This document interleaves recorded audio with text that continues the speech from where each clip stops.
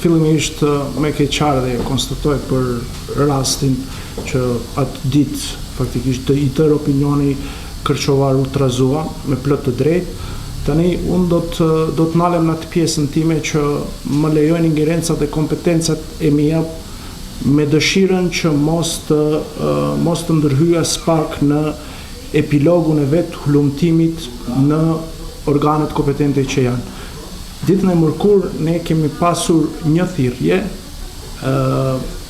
nga gjimnazi i Kërçovës për një vajzë të lënduar, por që në momentin kur ka shkuar ekipi i ndihmës së shpejtë ka konstatuar që nuk ka lëndime trupore fizike, por ka pas stres traumatik. Dhe pastaj kanë vazhduar edhe 2 thirrje tjera, që kemi bërë 2 intervenca tjera që kanë qenë po ashtu në nxënës të shkollës së mesme, por që kanë qenë fatmirësisht të gjithë strese akute traumatike. Do të thonë, asgjë në spitalin e Kërçovës, sa ditë askush nga rasti në fjalë nuk është paraqitur me lëndime trupore. Me lëndime trupore fizike ditën e mërkur ne nga gjimnazi nuk kemi pasur asnjë rast. Nga spitali? As nga spitali.